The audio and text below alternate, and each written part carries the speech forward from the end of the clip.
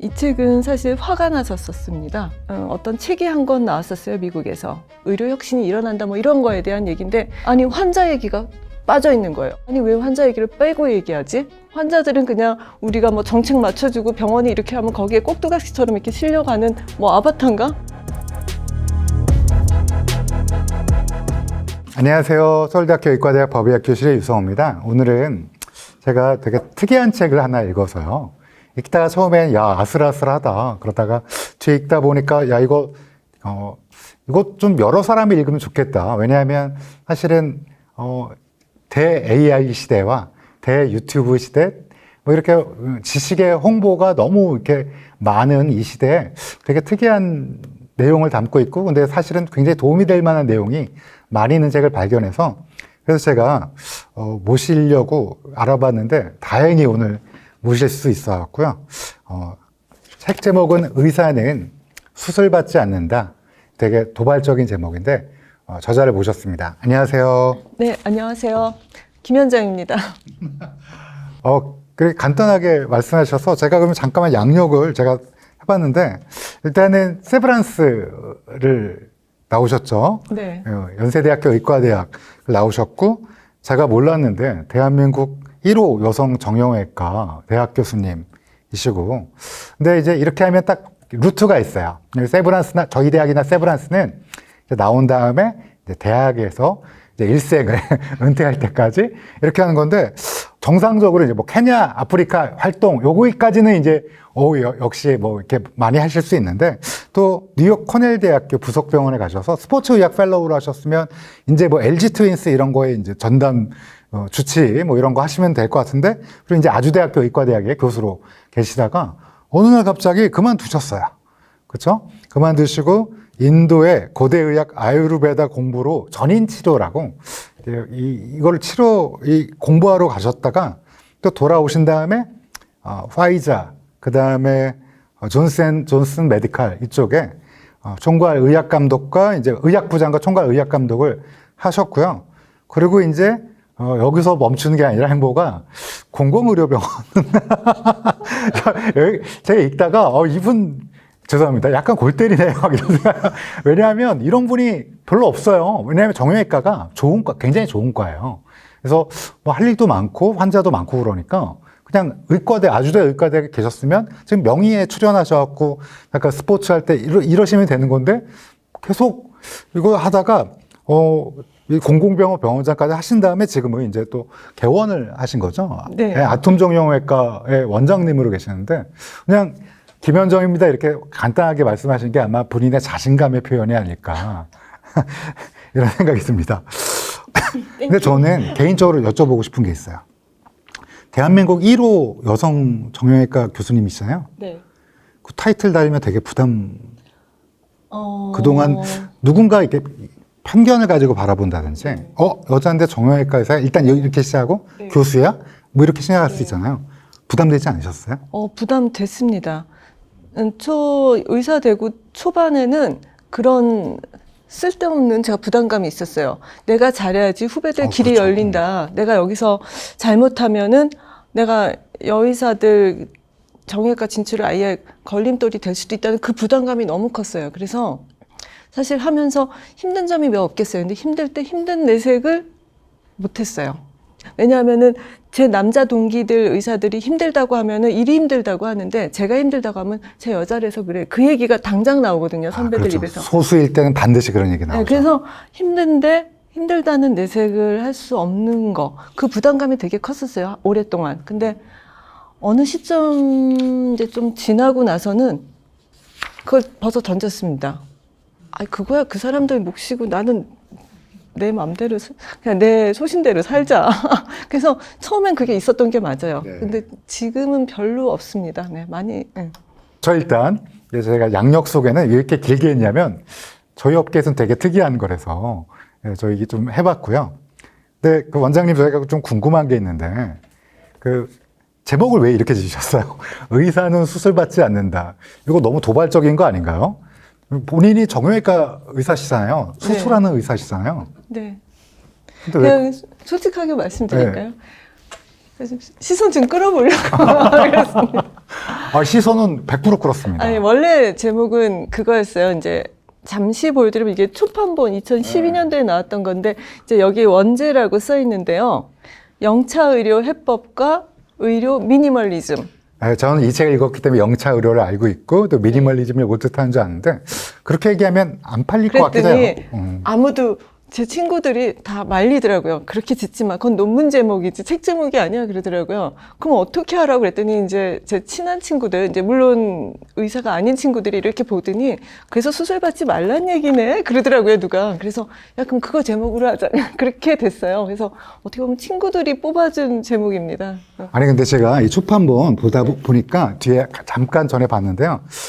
도발적이다. 그런데 너 의사들한테 따당하면 어쩌려고. 이거 이제 친구, 네, 내 제 친구라고 돼 친구가. 있더라고요. 네, 제 친구가. 추천인을 여기 뒤에다가 자기 친구로 한 것도 재밌는데 따당하려면 어쩌려고 이렇게 너무 재밌었어요. 근데 한 가지 궁금한 게 이게 2012년도에 이거 느리게 읽기 출판사인데 네. 요거 출판사가 지금 있는 출판사인가요? 아니 제가 그냥 급조한 출판사입니다. 제 출판사였는데요. 지금은 없습니다. 이 출판사는. 아니 그러니까 제가 사실은 조금 찾아봤더니 요거 자비 출판은 아니고 자기가 이제 저기서 그 원장님이 직접 출판사를 만들어서 한 거잖아요. 네. 물론 저희 그 선배님들 중에서도 이제 죽음에 관한 책을 내고 싶어서 이렇게 자기 출판사를 만드신 저 똑같은 여자 선배님 계세요. 네. 근데 이렇게 하는 것도 되게 특이하다는 생각이 많이 들고요. 이거 돈도 많이 들지 않을까요? 아까 원에서 한 건 아니고요. 이때 이제 이 원고를 써놓고 여러 군데 이제 유수의 출판사들, 제가 좋아하던, 평소 좋아하던 출판사들 한 20여 곳을 보냈는데, 이게 다, 이렇게 킬당했습니다. 그리고 한 군데 좀 약간 흥미를 보이셨는데, 내용을 좀 많이 바꾸자 그래서 바꾸고 싶지는 않고 그러다가 그냥 묵혀놨다가 사실 몇 달, 한 반년쯤 묵혀놨다가 이럴 바에 그냥 내가 출판사를 등록하고 내버릴까 하는 생각이 들어서 학원에 가서 요 책 편집하는 기술을 3주를 배웠어요, 제가. 그래서 제가 인디자인 편집을 해서 표지까지 이렇게 촌스럽게 해가지고 제가 그때 이렇게 책을 냈고, 이번에는 제대로 된, 정석을 밟는 이제 제대로 된 출판사에서 제가 이렇게 또 영광스럽게도 이렇게 재출간을 하게 됐습니다. 제가 이 책에 처음 읽어보면 이제 의과대학생 증후군? 그게 있잖아요. 이게 모두 다 겪는건가 봐요. 저희 때 지금 저희 병원 심장내과에 이제 명의에 출연한 친구가 있는데 그 친구가 오늘 갑자기 가슴을 부여잡고 막 이러는 거예요. 그때가 이제 막 심근경색증 배웠을 텐데 여기 카드형 삐삐를 여기다 해놓았는데 삐삐가 온 건데 징 울리니까 내가 심근경색 20몇 살짜리가 심근경색증에 걸릴 리가 없잖아요. 이거 처음부터 막 웃으면서 읽었는데 굉장히 재미있는 내용이 나와요. 다만 제가 여기서 조금 초반에 약간 재밌게 조금 의미 있게 읽은 게 그 존경하는 은사님이 네. 전립선암 네. 했는데 그 치료를 받지 않다가 그 본인의 그걸 독한 치료를 받지 않다가 네. 하신 점, 그것도 조금 좀 좋게 보게 된 시발점이라고 할까요? 네. 그렇게 생각해요. 그래서 여기서 갑자기 제가 법의학자니까 여쭤보고 싶은 건 이제 이 뒤 얘기를 하겠지만 좋은 죽음이란 굉장히 모순 형용이라고 볼 수도 있는데 이거는 어떻게 생각하세요? 제가 법의학자니까 항상 듣는 질문인데 훅 치고 들어오시네요. 네, 원장님은 네. 어떻게 생각하십니까? 좋은 죽음이요. 네. 전 죽음에 대해서 사실 생각은 되게 많이 해요. 많이 자주 하는데 좋은 죽음이 뭘까 생각은 사실 안 해봤어요. 네. 그러니까 그래도 지금 죽음은 생각해보시면 죽는 거라고 생각했는데 좋은 죽음이라면 제가 아는 분 생각이 나는데 제가 아는 어떤 분인데 건축하시는 분인데 그분은 자기의 죽음의 롤 모델을 횡사래요. 그냥 길 가다가 획 하고 죽고 싶대요. 비명 행사할 때. 그게 자기의 죽고 싶은 모시라 해서 제가 저걸 어떻게 해석해야 되나 생각했었는데 좋은 죽음이가 뭘까요? 결국은 사랑하는 사람 옆에서 이렇게 봐주면서 손잡고 죽는 거 아닐까요? 네, 그게 사실은 그냥 원한다면, 바란다면. 논문도 있는데요. 우리나라 논문 1위가 방금 원장님 말씀하신 그런 가족과 함께하는 저 가족이라고 안 했는데요. 사랑하는 사람이랑. 네. 뭐 제가 좀 조금 오버한 것 같습니다. 사랑하는 사람. 그게 가족일 수도 있죠. 가족일 확률이 높죠. 손을 붙잡고서 그 사람이 보는 데서, 목격자가 있는 데서 전 죽는 게 더 좋을 것 같아요. 그건 제가 장담하는데요. 목격자가 없는 데서 죽는 게 더 이게 이제 좋으세요? 그 고독사나 고립사일 경우에는 사실은 여러 사람의 헌신과 노력이 필요한 경우가, 제가 오늘 하고 온 부검도 이 얘기는 좀 그렇긴 한데, 어쨌든 아무도 없는 경우에서 떠나게 되면 아마 우리 죽을 때 주마등이 흐르지 않을까요? 그때 사실은 외롭다는 느낌이 내 인생을 반추하는 것보다 더 강하게 느낀다면 그 또한 마지막에 조금 아쉬울 것 같아요. 그런 면에서 누군가 방금 원장님 말씀하신 사랑하는 사람이 손을 잡아주는 게 훨씬 낫지 않을까 생각이 드는데요. 제가 질문했는데 역으로 저한테 다시 질문.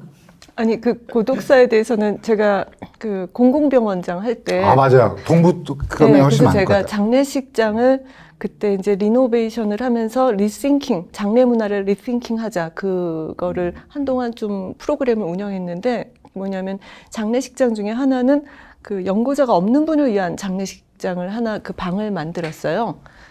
그래서 이제 막 많은 사람들이 찾아오는 장례식이 아니라 없거나 혹은 정말 정부 관계자만 있거나 관련돼 아니면 정말 한두 사람만 있는 그런 장례식장도 필요하다. 그래서 이제 그런 갑자기 생각이 듭니다. 장례문화. 뭐 저희가 한번 리뷰했던 책에서도 사실은 그런 뭐 방금 말씀해 주신 것, 그러니까 시대를 앞서나 가셔갖고 여러 가지를 하신 것 같아요. 요즘에 이제 그런 것들이 굉장히 중요하다. 공공적인 측면에서 그런 것들이 요즘 더 확산되고 있는 거고요. 이렇게 이제 커리어를 제가 쭉 아까 말씀드렸는데 듣다 보니까 이 책이 자식과 같다고 말씀하셨잖아요. 뭐 거대 제약회사의 어떤 중요한 역할도 하셨고 공공병원장도 하셨는데 이 책은 도대체 직접적인 계기는 뭔가요? 네, 이 책은 사실 화가 나서 썼습니다. 어떤 화인가요? 그 당시에 이제 지금도 그렇지만은 이제 의사들이 느낄 때 보는 저건 아닌데 하고 느끼는 대목들이 있어요. 군데군데 뭐 그게 꼭 나쁘다는 건 아닙니다. 그것도 일종의 어떤 필요나 이유가 있어서 발생하는 일들이니까. 근데 아마 아실 거예요. 그런 대목들이 이제 차곡차곡 쌓이고 있는 과정에서 제가 기업에 가서 다국적 기업에서 바라보니까 좀 시각을 바꿔서 보게 됐어요. 그러니까 이게 좀 더 또 다르게 보이는 상황에서 화가 났던 건 그 당시에 사실은 어떤 책이 한 권 나왔었어요, 미국에서. 그 책 이름을 얘기하는 거는 또 여러 사람들한테 좀 신뢰가 될까 봐 제가 얘기를 못 하겠는데 의료 혁신을 하자는 내용의 책입니다. 그리고 상당히 많은 분들이 그 책을 보셨을 텐데 그 책의 내용 중에 보면은 이제 키 플레이어로 정부라든지 제약회사라든지 기업들 또 뭐 보험사들이 어떻게 움직여야지 이 의료 혁신이 일어난다 뭐 이런 거에 대한 얘기인데 그걸 읽다가 제가 화가 났어요, 진짜로. 이게 진짜 뭐 잘못된 거다. 아니, 환자 얘기가 빠져 있는 거예요. 그러니까 방금 말씀하신 거예요. 정부, 제약회사, 그다음에 보험사, 정책사 뭐 다 나와 있어요. 근데 정작 환자가 빠졌다. P라고 그러죠, 우리가. 펄리시 메이커 뭐 쭉 나오는데 프로바이더, 의사 얘기 다 나오는데 정작 환자 얘기는 빠져 있어요. 그래서 제가 그걸 읽으면서 상당히 화가 굉장히 많이 났습니다. 아니, 왜 환자 얘기를 빼고 얘기하지? 환자들은 그냥 우리가 뭐 정책 맞춰주고 병원이 이렇게 하면 거기에 꼭두각시처럼 이렇게 실려가는 뭐 아바타인가? 왜냐하면은 예전 환자하고 지금도 그렇지만 그때도 환자들은 이미 변하고 있었거든요. 예전에는 우리가 처음 의사 돼가지고 처방전 써주고 병명 얘기해주면 환자들이 못 알아들었어요. 그렇죠. 병명이 뭐라고요? 예를 들어 척추 전방 전이증입니다. 뭐 그냥 너무 낯선 단어로 들렸을 거예요. 어르신들이 그러면 이렇게 종이에 쪽지에 메모에 써드리면은 막 그걸 외우세요. 내 병이 뭔지.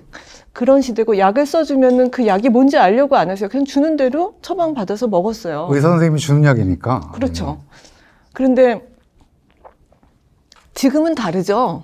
환자들하고 대화가 되죠. 무슨 병이라고 하면은 그 병에 대해서 어떨 땐 공부해 와서 저보다 더 많은 정보를 쏟아놓기도 합니다. 그래서 그런 얘기도 나왔군요 하고 제가 거꾸로 환자들한테 이제 정보를 얻기도 하는데 예전에 저희 은사님이 계셨어요. 또 심장내과 선생님이신데 지금 이제 작고하셨는데 웅구리라고 합니다. 이웅구 선생님인데 영어로 웅구리라고 하는 게 왜냐하면 심전도 사인을 꼭 웅구리라고 하셨어요. 그래서 우리가 웅구리 맨날 그렇게 불러주는 이제 교수님인데 그 선생님은 특이하게도 이미 80년대에 환자들한테 자기 약 이름을 써줬어요. 꼭. 약, 당신이 먹고 있는 약은 이 약이니까 어디 다른 병원에 가게 되더라도 내가 이 약을 먹고 있다고 꼭 얘기해라. 그리고 예전에는 이제 컴퓨터가 아니라 우리가 필름 엑스레이를 받았잖아요. 그럼 체스트, 가슴 사진 한 장을 꼭 이렇게 해가지고 줬어요. 갖고 있으라고. 아, 나중에 혹시 필요할지 모른다고. 그러니까 지금 생각하면은 그 교수님이 상당히 엄청나신 분이네요. 그렇죠. 한국에 전혀 그런 문화가 없을 때 그래서 이은구 선생님 환자들은 자기가 무슨 약을 먹고 있는지 알고 있었어요. 물어보면은. 그래서 제가 그런 선생님이 아마 영향도 받았을지 모르겠는데 환자들이 되게 주체적인 존재로 점점 더 예전에는 굉장히 수동적인 존재였다면 이제는 정말 적극적인 존재가 됐고 지금은 더하죠. 그런데 그 책에는 그 얘기가 쑥 빠져 있었어요. 환자들의 역할에 대해서. 그 사람은 경영학자이기 때문에 아마 경영학적 측면에서만 의료를 바라봤을 겁니다. 혁신을 해야 된다는 거예요. 그렇죠. 경영 관련 어떻게 하면 조금 더 이제 그 효율적인 경영, 뭐 효율적인 어떤 정책 효과 뭐 이런 걸 노리니까요. 굉장히 화가 났어요. 그래서 여기 이제 나중에 악당들 리스트에 제가 넣을까 하다가 안 넣었는데 그래서 그 부분을 되게 화가 나서 이 책을 쓰게 된 계기입니다. 아, 네. 아, 화가 나서 쓴 책이시군요. 네. 그럴 거 치고는 되게 잘 쓰셨는데요. 그래서 되게 이렇게 사귀면서 말을 이렇게 많이 이렇게 정화시키면서 썼습니다. 네, 그래서 사실은 여기 뭐 미니멀리즘 의료 해법이라든지 또 실제로 뭐 의사가 이 제목이 의사는 수술받지 않는다 그러는데 그래서 이 제목만 보면 아니 의사가 왜 수술 안 받아 그런데 사실은 수술 받지 말라는 얘기가 아니라 그쵸. 네, 사실은 여기에서 뭐 약물이라든지 검사라든지 수술 이런 것들에 대해서 환자들이 주체적으로 또 어떤 의미가 있는지를 정확하게 파악하자 뭐 이런 네.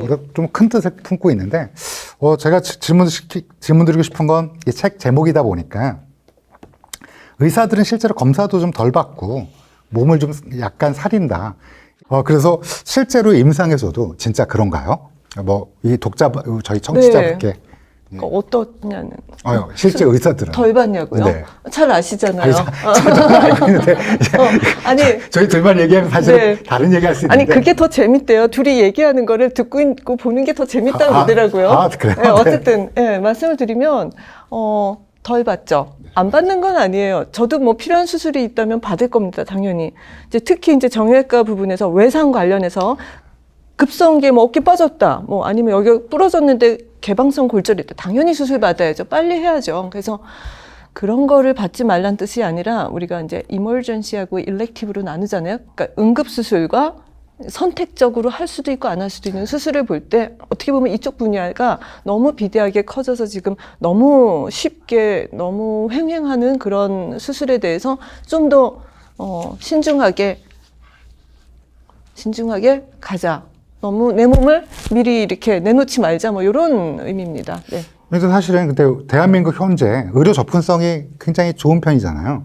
엄청 좋죠. 네, 그러니까 네. 사실은 뭐 지나치게 많은 저도 이제 그런 생각을 참 많이 했는데 근데 뭐 아시다시피 이런 얘기를 의사가 이제 공개적으로 하기가 좀 부담스러운 면이 있잖아요.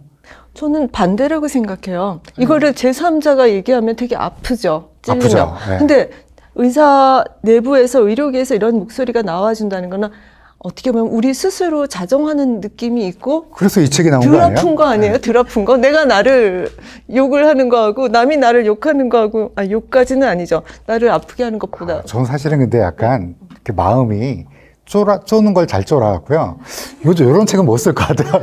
이런 책은 그러니까 이 책을 쓰실 수 있는 분한테 지금 제가 대리로 여쭤본 건데. 대리 만족감을 느끼시는 거예요? 우리나라 의료 소비 과잉이잖아요. 이게 도대체 왜 이렇게 됐을까요? 저는 이제 또 조금 생각이 이제 살짝 바뀌는 지금 오늘 이제 인터뷰를 하는 저하고 한 달 뒤에 저는 좀 달라져 있겠죠? 아, 그건 그렇죠. 나라는 게 사실은 10년 전에 나와 지금의 나는 완전히 다른 사람이에요. 같을 수도 있는데 아니요, 달라요. 완전 다. 세포가 바뀌고 있잖아요. 아, 저희는 그 뭐죠? 어제의 세포가 오늘의 테세우스의 세포가 배죠. 아니죠. 예. 우리 몸의 뇌랑 심장의 일부만 빼고는 거의 다 바뀌어요. 그렇죠. 그래서 다 바뀌고 있는데, 그러니까 뭐 근간이 바뀐 건 아니지만 요즘에 생각하는 거는 오히려 이제 과잉인 부분이 막 붐처럼 일어나던 제가? 시기가 21세기 들어오면서 2000년대부터 쭉 갑자기 이제 산업적으로 의료가 접근이 되면서 되게 커졌다고 생각하고 지금도 그게 이제 진행 중인 분야가 있는데 오히려 요즘에는 이제 어떤 생각이 드냐면은 이제 저뿐만 아니라 이런 목소리들이 상당히 곳곳에서 나오기 시작하면서 2000년대, 2010년대 나오면서 지금은 오히려 일반 사람들의 인식이 대중의 인식이 굉장히 지혜로워졌어요. 물론 아직도 여전히 굉장히 의존적이고 수동적인 분들도 계시지만은 특히 20, 30대 분들은 굉장히 지혜로우세요.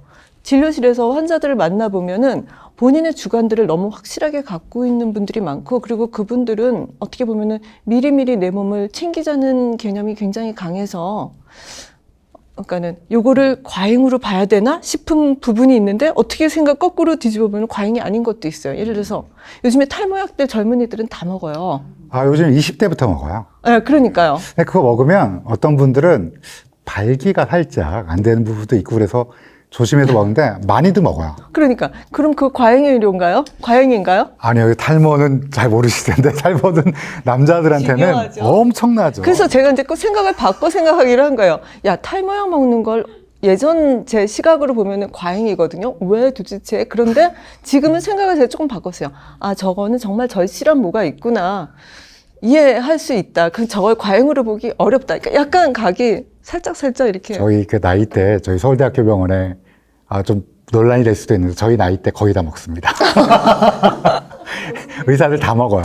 네. 갑자기 고백 무드로. 네. 근데 사실 그래서 어디까지 과잉으로 볼 거냐 그거에 대해서는 조금 저는 시각이 달라지지만 바뀔 수도 있다. 그렇지만 여전히 과잉인 부분은 경계해야 된다. 그러니까 예를 들면 뭐 감기 같은 걸로 우리나라 가면 뭐 마늘 주사, 배곡 주사 뭐 여러 가지가 있고 또 항생제 처방인을 요구하시는 분들도 있고 근데 뭐 서양에서는 사실은 제가 미국에 살 때도 그 미국에 잠깐 이제 갔을 때도 그냥 병원 가는 일은 거의 없고 그냥 만약에 심하게 아프면 CVS라고 그러던가요? 거기 가서 하고 그랬는데 그것도 과잉일까요? 미국이요? 저희 아니 나라요? 우리나라. 우리나라요? 저는 과잉 아닐 수도 있다고 생각합니다. 요즘에는. 왜냐하면은 요즘의 문화는 내 몸은 소중하니까잖아요. 미리미리. 그 책에도 잠깐 했는데 경증이라는 거, 나한테 어떤 가벼운 증세가 생겼을 때 이 경증을 어떻게 어프로치 할 건가? 심각하게 진짜 병원을 찾아갈 것인가? 아니면 그냥 이렇게 묵혀둘 것인가? 그 경계선상에서 그 폭이 저는 살짝 넓어지는 것 같습니다. 그 책하고 반대되는 얘기인가요? 아니요. 이게 책에서도 사실은 막 무조건 미니멀리즘 하라는 얘기는 절대 아니고요. 그렇죠. 네. 이 제목만 보고 저 억울하게 자꾸 오해를 받아요. 네, 이 제목 때문에 인기를 끌 수밖에 없고요. 근데 내용을 그래서 내용을 봐야 돼요. 맞아요. 내용은 처음에 다른 얘기예요. 솔직하게 이상한 책이다라고 생각하면서 읽었거든요. 아니 정형외과 잠깐만 여기 막 하면서 읽기 시작했는데 그래서 이 책 제목은 솔직히 말하면 약간 어그로라고 요즘 하잖아요. 어그로 끌기 딱 좋은데 그래서 책을 읽어보면 그 뜻이 아니고 그러니까 수를 받지 말라는 뜻이 아니라 그렇죠. 네. 바로 그거죠. 네. 예. 그러니까 우리가 어떻게 하면 좀 더 내 몸을 이 현대사회 홍보 이게 막 엄청난 홍수가 벌이고 있고 AI가 이 14년 만에 나온 이유도 AI 때문에 나온 거예요. 제가 생각하기에는. 그리고 소비자가 더 똑똑해지고 또 신기술 의료가 발달하면서 이게 혹시 과잉의 어떤 거가 생길 수도 있으니 이거를 소비자인 환자 좀 알고 써라. 근데 제목은 의사예요. 그러니까 이제 의사가 해준다는 얘기니까 너무 걱정 안 하셔도 돼요. 저희 책이 처음에는 이상하다고 생각했지만 읽고 나서는 제가 같이 얘기하고 싶다라고 한 거니까요. 그래서 하나하나 말씀드리면 의료 신기술이 요즘 굉장히 많이 발달했잖아요. 또 80년대, 90년대 학교를 다닌 의사들도 꾸준히 공부하지 않으면 못 따라갈 정도로 정말 많이 바뀌었는데 그것도 아마 과잉이 있다면 과잉의 뭐 어떤 과잉의 어떤 원인이 될 수도 있을까요? 있습니다. 예, 저는 그 부분은 여전히 되게 조심해야 될 부분이라고 생각해요. 이 책에 보면 사실은 한때 유행했던 치료, 저 이게 공감하면서 봤는데요. 뭐 사실은 진짜로 저희 업계에서는 어떤 약을 섞어서 주는 정신과 약이 있었는데 그걸 먹고 자를 많이 하니까 그게 금지돼서, 근데 저희 때 한 10년 전에 저희 부검하면 그게 계속 나오는 거예요.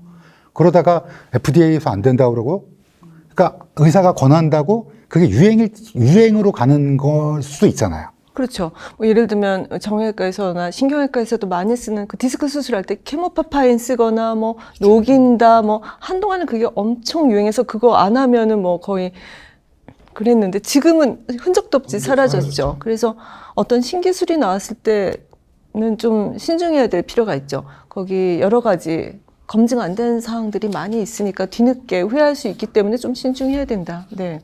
아니, 그리고 사실은 이 책이 다시 2012년에서 다시 떠오른 건 요즘 인터넷이 엄청나게 발달하고, 물론 그때도 인터넷이 있었고 유튜브도 있었지만 정보가 넘쳐나면서, 왜 조금만 보면 뭐 모든 사람들이 건강 얘기를 하니까, 아까 우리 저기 잠깐 시작하기 전에 상추 먹으면 온몸에 활기가 돋고 다 낫는다 뭐 이런 게 있는지 모르겠지만 실질적으로 그렇게 뭐 저 알부민 상추 먹어라. 좋아합니다. 네. 아니, 상추 좋죠. 상추 먹으면 잠도 잘 오고 좋은데, 근데 이제 예를 들면 그런 식으로 하는 경우가 있잖아요. 그런 거에 대해서는 또 어떻게 생각하세요? 그러니까 정보가 굉장히 많아졌어요. 근데 정보가 많아지는 것처럼 좋은 정보도 있지만 정말 황당한 정보들도 막 너무 많아요. 사실처럼 떠돌거든요. 그래서 진료실에 와서 이제 그 얘기들을 하면 제가 이렇게 막 넋을 잃고 막 듣습니다. 와, 정말 인간의 상상의 능력은 저기까지 가는구나 하고 이제 막 듣다가, 근데 이제 좀 조심해야죠. 그래서 옥석을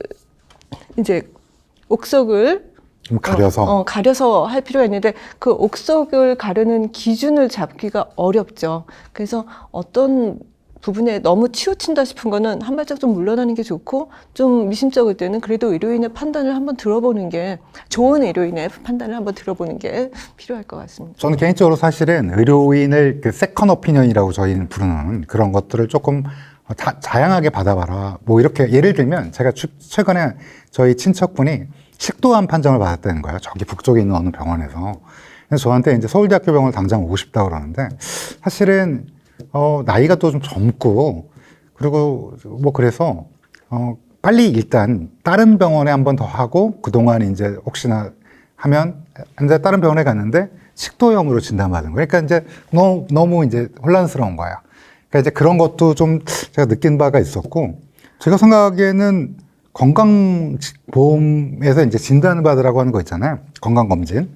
예를 들어 여성은 40살 이후에 여성암 검진을 꼭 하라고 하고, 50살 이후에는 위암 뭐 검진을 해라, 이런 메시지 자체가 암에 걸릴 수 있거나 걸릴 수 있겠구나, 이런 온 국민에게 좀 불안을 좀 전하는 것 같기도 한데, 제가 최근에는 함익병 선생님이라고 있잖아요. 네, 저희 선배님이시죠. 네, 함익병 선생님은 또 건강검진 하지 마라 막 이렇게 얘기하는데, 하인병 선생님은 저보다 한 1000배는 용감한 분이신 것 네. 같은데, 이제 네. 막 혼란스럽잖아요. 막, 네. 야, 이거 안 받으면 큰일 날 것 같고, 네. 어떤 사람은, 어떤 의사 선생님은 뭐 굳이 나이가 들면 더 이상 자기가 올바른 생활하는 게 중요하지 그거에 의존하면 안 된다라는 말씀도 하시는데, 선생님은 어떻게 말씀해 주실 수 있을까요? 저는 건강검진은 매년 받습니다. 네. 왜냐하면 법이니까요. 왜냐하면 의료인은 해마다 받아야 되거든요. 그렇죠. 그렇지 않으면 혼나니까. 근데 저는 기본만 받습니다. 아주 최소한. 정말 이거 안 받으면 안 되는 것만 딱 받지 더 이상은 안 받습니다. 저는 그렇게 하고요. 제가 뭐 정답이라는 건 아닌데, 네.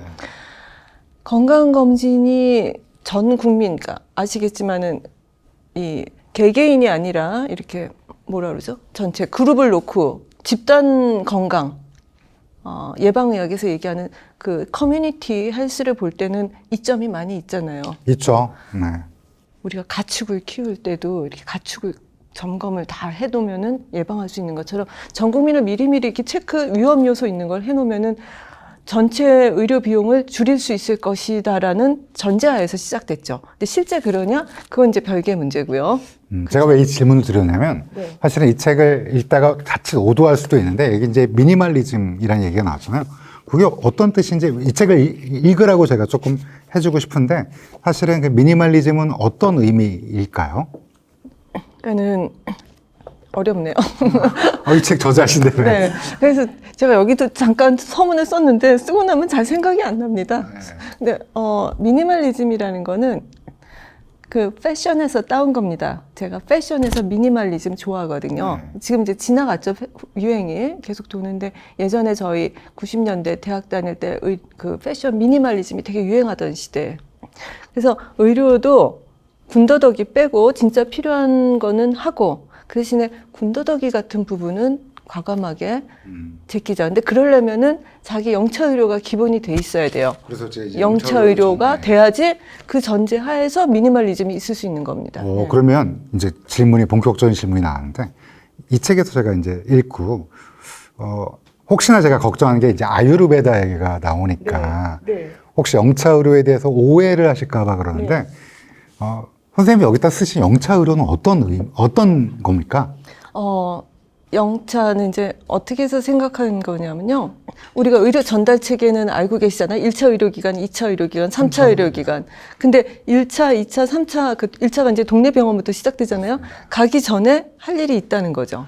그러면 3차 병원이 뭐 세브란스 병원이나 서울대학교 병원 같은 큰 병원이고, 1차는 이제 동네의 속편한내과 뭐 이런 데인데, 근데 영차가 있단 말이죠. 영차는 뭐냐? 그래서 제가 이름을 이제 영어로 primary, secondary, tertiary 막 이렇게 나가시는데 영차가 없더라고요. 영어에 없어요, 이 개념이. 제로 오더 그렇죠. 카이네틱스. 그래서 제가 그냥 단어를 하나 만들었어요. 제라이머리. 프라이머리 전에 제라이머리다. 네, 그러신 것 같아요, 보니까. 그래서. 왜냐면 기수와 서수에서 그게 없는 거예요. 그래서 어쨌든 무슨 의미냐. 병원에 가기 전에 내가 할 일이 있다. 그게 나의 영차 의료라는 건데 그럼 내가 할 일이 뭐냐? 다 아시는 얘기가 될 거예요. 그 얘기를 갖고 제가 맨날 유튜브를 찍어요. 잘 먹고 잘 자고 뭐 마음 편하게 스트레스 되도록 받지 말고 가능하면 그리고 편하게 살고 그리고 내가 좋아하는 일을 하면서 부지런히 내 몸을 쓰면서 살면 거기에 사실은 건강의 지혜가 담겨 있는 거 아시잖아요. 그쵸? 근데 그 부분을 너무 소홀히 하고 이런 거예요. 나는 내 마음대로 살게. 나는 그냥 먹고 싶은 거 그냥 뭐 몸에 안 좋은 거 진탕 먹고 운동 하나도 안 하고 퍼져서 그 카우치 포테이토로 테레비만 유튜브만 보면서 살다가 아프면 병원 갔으니까 니네가 책임져. 내 몸 니네가 책임져. 사이보그라도 괜찮으니까 만들어줘 뭐 이런 식으로. 네. 이 책에 나오는 표현이에요. 나는 마음대로 살 테니까 니네들이 뭐 현대 기술에서 나를 고쳐주든지 뭐 마음대로 해줘. 이러지 말라는 거예요. 그러니까 약 하나로 해결할 테니까 나는 누워서 무뚝뚝 먹으면서 넷플릭스 볼 테니까 니네가 책임져. 그러니까 나는 이제 내 할 일은 아무것도 안 하고 그건 다 의사 탓이야. 내가 잘못되면. 그러지 말라는 거죠. 의사들도 힘들다는 거죠. 그런 사람 고치려면 되게 힘들거든요. 그러니까 그리고 말도 안 들어요, 사실. 본인이 할 수 있는 일을 제발 좀 하고서 그 영체 의료가 된 상태에서 의료를 사용하게 되면 의료를 사용할 확률도 되게 줄어들고 내용도 훨씬 건강해지고 의료의 내용도 그리고 필요한 것만 정말 의사도 처방할 수 있고 이런 상태가 어떻게 보면 굉장히 아이디어란 얘기인데 내가 할 일을 먼저 챙겨가면서 의료도 사용해라. 그래서 영체 의료를 하자. 미니멀리즘이 되는 거죠. 아무것도 안 하면서 미니멀리즘 하기 힘들어요. 그러니까 나는 막 이러는데 나는 건강검진 안 받아. 나는 뭐 아무것도 안 할 거야. 그러면 더 큰 문제인 거고. 그렇죠. 영차 의료를 하고 그다음에 이제 의사는 수술받지 않는다는 제목이 워낙 쇼킹하니까 제가 이렇게 거꾸로 올라온 건데 미니멀리즘이 수술받지 말라는 얘기가 다시 한번 얘기하지만 아니고요. 선생님이 수술 받으라 중요한 건 수술 받고 그러는데 이제 영차 의료를 하고 그러니까 내 몸을 잘 돌보고 그다음에 이제 우리가 너무 지나치게 의존하지 마라. 의료가 사실 소비재냐 사치재냐 뭐 아니면 필수재냐 공공재냐 굉장히 여러 가지 말이 많잖아요. 그 얘기도 좀 해주세요. 네. 지금 교수님하고 대화를 하다 보니까 제 책이 이제 드디어 이해가 되기 시작하는 것 같아요. 필수재, 뭐 사치재, 뭐 이게 그 경제체학 책에 나오는 거잖아요. 그렇죠. 어떤 물품이 가격 변동성이 뭐 예민하면은 사치재인가요? 사치재죠. 근데 가격 변동하고 상관없이 쭉 수요가 있으면 이건 필수재다. 뭐 그렇죠. 경제학 책에 나오는 얘기인 것 같은데 그럼 의료는 어디에 속하느냐? 필수적인 부분이 있고 그렇죠. 사치적인 부분이 있죠. 네, 근데 이 책에서는 사실은 우리가 공공보험이 있고, 국민건강보험이 있고, 사실은 또 개인적인 지출도 굉장히 많을 수 있잖아요. 근데 사실은 영차의료라는 거를 우리가 제대로 하지 않고, 의료를 굉장히 남발하게 되면 이게 공공재고 필수재인 게 오히려 이거에 어떤 자본을 잠식하면서 네. 아마 공공의료원장을 하셨으니까 훨씬 더 그런 걸 많이 느끼시는데 실제로 필요한 사람들에게 전달되지 않을 수도 있다는 느낌을 제가 또 이 책을 읽으면서 다시 한번 확인을 했거든요. 아마 이런 시야는 지금 이 책을 쓰신 거는 아마 그 거대 제약회사에서 중요한 일을 맡으시다가 이건 좀 아니다. 폴리시메이커나 프로바이더에 집중된 어떤 의료에 관련된 게 아니다라고 생각하셔서 진정 소비자인 환자를 위해서 쓰신 것도 있지만 공공의료 이 원장님을 하시면서 어떤 그 시야가 분명히 또 여기에 담겨져 있다. 저는 미니멀리즘이라든지 이런 경제적으로 쓰신 걸 보고 약간 그런 느낌이 받았거든요. 맞죠? 이 책 쓴 다음에 원장이 됐습니다. 근데 그러니까 이 책을 썼으니까 아마 그 원장이 됐을 것 같아요. 제 생각에. 좀 영향을 받은 것 같아요. 그렇죠. 그런 시각이 여기서 다분히 분명히 있고요. 그래서 공공의료는 사실 굉장히 재밌는 분야입니다. 공공의료는 왜 재미있나라는 책도 사실은 썼어요. 2015년도에. 그 책은 복관 안 하시나요? 진주처럼 묻혀 있는데 그 책도 또 나올지도 모르겠는데. 이 책이 일단 잘 팔려야겠네요. 근데 공공의료는 할 일이 진짜 많아요. 왜냐하면 너무 불모지기 때문에. 그래서 되게 재밌어요. 좀 의욕 있는 사람들이 달려들면 진짜 재밌는 분야가 공공의료입니다. 근데 이제 거기 이제 여러 가지 이제 정치적인 영향을 받아서 좀 중심을 잡아야 되는 부분도 있지만 그 보험 문제도 말씀하셨는데 공공의료 우리 갖고 있는 건강보험 체제 한국이 이거 굉장히 좋은 거거든요. 정말 어렵게 우리가 쌓아온 거죠. 저희 의과대학 다닐 때 전국민 의료보험이 없었어요. 나중에 생겼지만은 그렇죠. 청십자에서 쭉 발전하면서 그냥 공무원 보험만 있다가 이제 나중에 생기면서 이게 지금의 모습으로 자리 잡아 오기까지는 지금도 결점이 물론 많다고는 하지만 그래도 이렇게까지의 모양을 갖추고 정말 우여곡절이 많았고 우리가 가까운 건데 이게 다른 사보험들도 물론 필요하지만 이 사보험 때문에 얘가 근간이 흔들리면 안 된다는 거죠. 이거는 국권이 지켜나가야 된다는 거죠. 그러니까 사실은 1970년대 그 위암 수술을 받으려면 세브란스나 서울대학교 병원에서 위암 수술 받으려면 변두리 집의 반채값이었어요.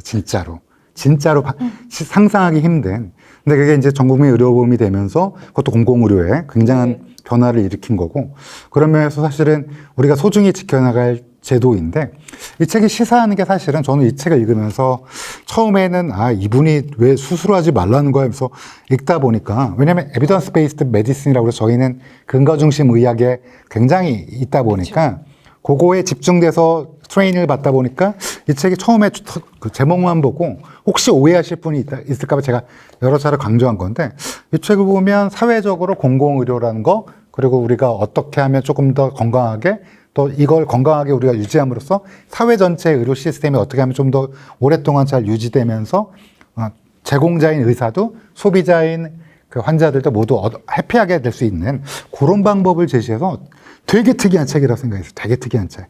되게 특이한 책. 감사합니다. 자, 이제 개원하셨잖아요. 네. AI의 챗GPT와 그록 수많은 클로드에 무장된 환자들 어떻게 이제 또 이 책에서 예언한 게 거의 실현됐어요. 왜냐하면 이제는 완전히 환자들이 다 많이 알고 오는 시대가 왔잖아요. 어떻게? 사실 솔직히 얘기하면 저 개원한 지 얼마 안 됐어요. 이제 1년 반? 제가 혼자 1인 의사입니다. 의원이거든요. 네. 제가 하루에 소화할 수 있는 시간이 정해져 있죠. 근데 환자가 이제 좀 늘어나니까 제가 무슨 생각을 했냐면 의료의 질이 떨어질 수 있겠다 이러다가. 근데 이제 개원을 해보니까 되게 행복해요. 내가 이거 왜 진작 할 걸 그랬다 이 생각이 사실은 듭니다. 의과대학 교수보다 거대 제약 임원보다 공공의료 원장보다 행복하세요? 제 눈빛을 보세요. 약간 광기가 돌잖아요. 왜냐하면은 환자를 진짜 현장에서 만나요. 그러니까 의과대학 교수도 진료하면서 환자를 만나고 공공병원도 만나고 다 하지만은 환자를 진짜 만나게 되는 것 같아요. 특히 이제 저희 병원은 위치가 약간 중고등학교랑 대학교랑 되게 밀접 가까이에 있어요. 그냥 문 앞 교문 나오면 바로 이렇게 몇 미터 안 가서 있는 병원이라서 그 젊은 학생들이 되게 많이 와요. 저 고등학교 때도 바로 길 건너에 세민정형외과라고 있었어요. 압니다. 그 원장님 제가 압니다. 저희 선배시죠. 그래요? 네. 세자 들어가면 일단 저희 아들도 거기 다녀서 그 앞에 갔습니다. 세자가 들어간 거가 세브란스 계열일 가능성이 농후하죠. 세자가 일단 들어가면. 저도 세자로 시작하는 병원 이름을 지을까 하다가 이 책에 나오는 챕터 제목으로 그냥 갔어요. 네. 그래서 어쨌든 그 젊은 환자들한테 이제 만나면서 물론 이제 어르신들도 많이 오시지만 배우는 게 진짜 많고 그 아시지만 진료실에서 몇 분 안 만나죠. 몇 분 안 만나는 사이에 진짜 진지한 얘기를 많이 해요. 다른 사람 붙잡고는 얘기 못할 내가 어디 아픈 얘기, 어떤 일 겪은 얘기 그런 얘기 오가잖아요. 의사한테는 대부분 솔직하게 말씀하시죠. 그래서 그런 거 의사가 보고서 흔들어보고 두들겨보고 막 여기 아프냐 저기 아프냐 눌러보고 하죠. 그걸 누구랑 하겠어요. 의사랑 환자밖에 할 수 없는 거거든요. 근데 전 그게 예전에는 기쁜지를 잘 몰랐어요. 요즘에는 그게 기뻐요. 그리고 설레요. 그리고 아 내가 이렇게 오늘도 환자들을 만나면서 조금이나마 내가 이 사람들한테 내가 그 사람들 문제 100% 해결해 줄 수는 없지만 조금이라도 보탬이 돼서 조금 부드럽게 살 수 있다면 이거 되게 좋구나 하는 거를 그 현장감을 느껴요. 정말 인턴 때나 느꼈던 감정을 다시 느끼고. 네.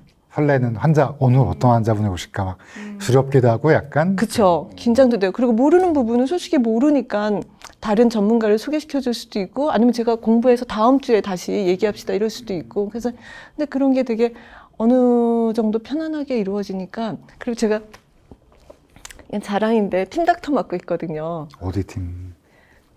팀닥 제가 전공이 정형외과 안에서도 그러니까 스포츠 스포츠, 메디슨이잖아요.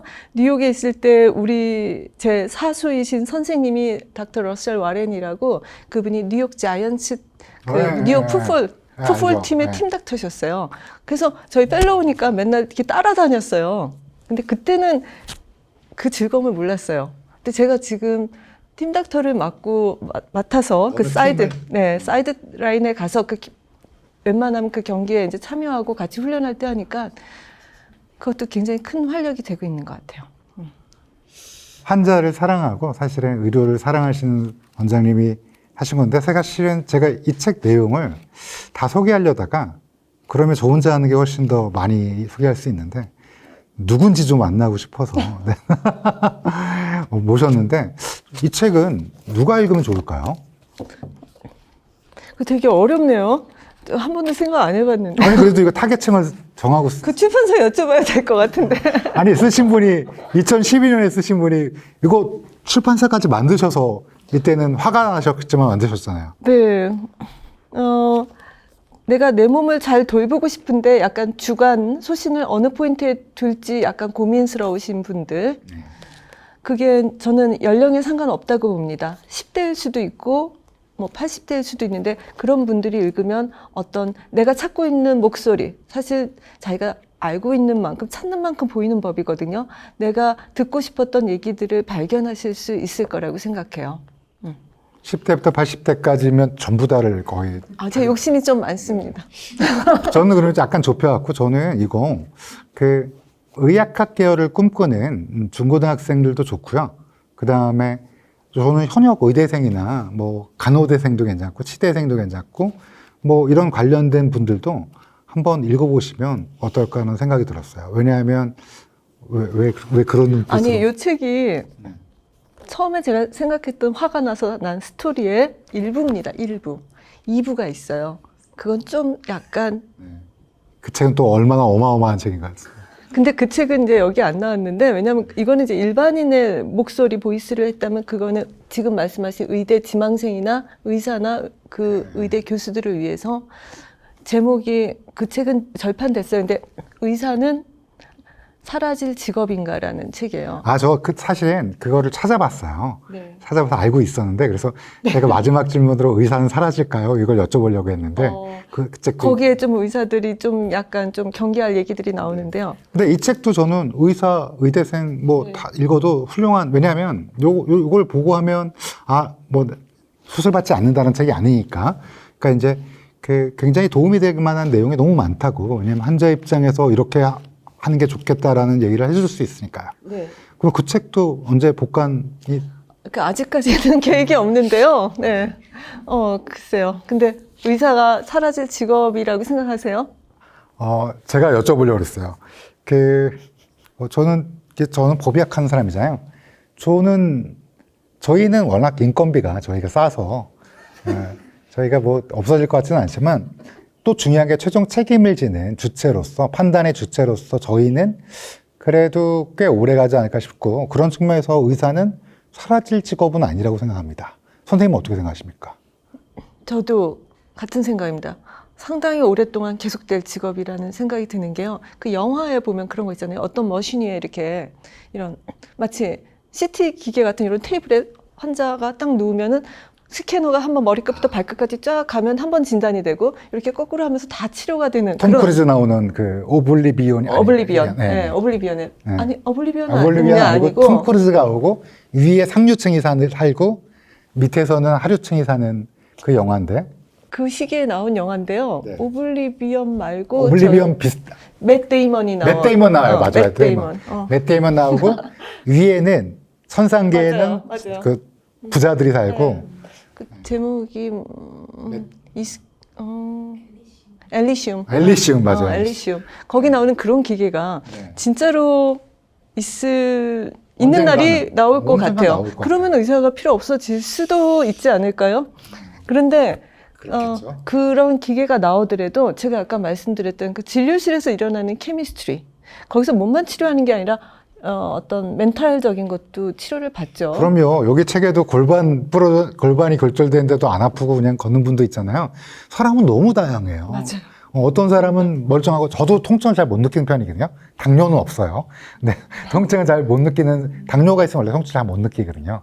근데 이제 통증을 잘 못 느끼는 편이라 저도 좀 둔감하거든요. 근데 제가 읽다가 보니까 환자가 너무 다르고 그런 면에서는 당연히 의사가 그래서 이제 임상이라고 그러죠, 우리가 임상. 그렇죠. 임상 이제 클리니컬 프랙티스 하는 거는 정말 종합 예술이죠. 종합 예술인데 그 종합 예술 속에는 정말 그 기계가 발전하고 AI가 발전해도 끝까지 좀 따라가기 힘든 부분이 남아 있다고 생각해요. 그렇습니다. 저는 그렇게 믿고 있어요. 그래서 그 부분이 사실 돈이 안 되죠. 돈이 안 되기 때문에 많이 외면을 받는 부분이긴 한데 돈보다 더 중요한 어떤 이유를 제공해 주는 부분이죠. 의사가 의사인 이유를. 그래서 저는 그 부분을 지키려고 합니다. 마지막으로 저희 청취자분들께 당신의 몸과 병원을 이렇게 대하라.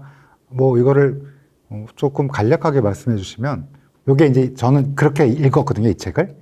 네 몸과 네 주변의 병원을 이렇게 대하라. 간단하게 말씀해 주십시오. 어려워요. 항상 질문이 어려워요. 근데 지금 딱 질문을 들으면서 든 생각은 간단하게 얘기한다면 내 몸과 마음을, 당신의 몸과 마음을 사랑하라고 해주고 싶어요. 사실 언뜻 당연히 사랑할 것 같은데 사랑하지 않는 사람들이 많아요. 함부로 대하거나 방치하거나 아니면 심지어 자기를 파괴하려는. 맞아요. 네, 왜냐하면 파괴함으로써 도파민이 나오니까. 근데 그런 거 멈추고 포금을 한다든지 내 몸을, 마음을 사랑하자. 그렇게 말씀드리고 싶네요. 저는 이렇게 다시 윤문해도 돼요. 이 아름다운 지구에서 당신을 들판에 핀 잡초처럼 대하지 말고 예쁜 꽃처럼 대해줘라. 이렇게 해도 돼요. 감사합니다. 네, 저 이 책 꼭 권하고 싶고요. 많은 분들이 보셨으면 좋겠습니다. 선생님 오늘 어떠셨어요? 편안하고 좋았습니다. 제가 인터뷰를 뭐 많지는 않지만 조금 예전에 해봤는데 의사 선생님하고 이렇게 인터뷰를 하니까 너무 좋은 것 같아요. 왜냐하면 제가 말씀을 좀 드려도 다 이해해 주시는 부분이 있어서 왜냐면 이 책을 읽었으니까. 맥락이 통하는 것 같아서 전 참 좋았습니다. 네, 저도 오랜만에 이제 의사 선생님, 계속 의사 선생님 모셨구나. 그렇게 했는데, 또 제가 모신 선생님들이 되게 이제 저희 대학 교수님들 모시고. 굉장히 이렇게 정통적인 정통파들을 모셨겠죠. 아니, 사파는 아니잖아요. 이 책 정통파 책인데 왜 본인의 맞아요. 정통파가 아니죠? 저도 정통파네요. 이거 정통파 책이에요. 그리고 아주대 의과대학 교수님 하시고 세브란스 나오셨잖아요. 실언을 했습니다, 네. 제가. 네. 아니, 그래서 또 다른 측면을 바라보는 또 다양한 시야를 가지고 다른 측면을 바라보신 선생님이랑 정말 좋은 얘기 나눴다고 생각하고요. 이 초판책, 여기 보시면, 초판책에는 아마 선생님께서 직접 만들어서, 친구야, 나 아파. 그냥 살아. 여기에도 나옵니다. 그 그림들이 나옵니다. 도발적으로 이 책에도 나오는데, 여기 뒤에 감사의 글도 제가 아까 잠깐 읽어봤는데, 진짜 재미있는데, 이 책 그대로 있습니다. 이 책 뒤에 그대로 있으니까 이 책 보시면 2011년도에 선생님이 말씀하신 그 내용이 그대로 현실에도 적용된다. 지금 2026년도에도 얼마나 도움이 될지 한번 느껴보시기 바랍니다. 긴 시간 동안 대화해 주셔서 감사합니다, 선생님. 감사합니다. 네.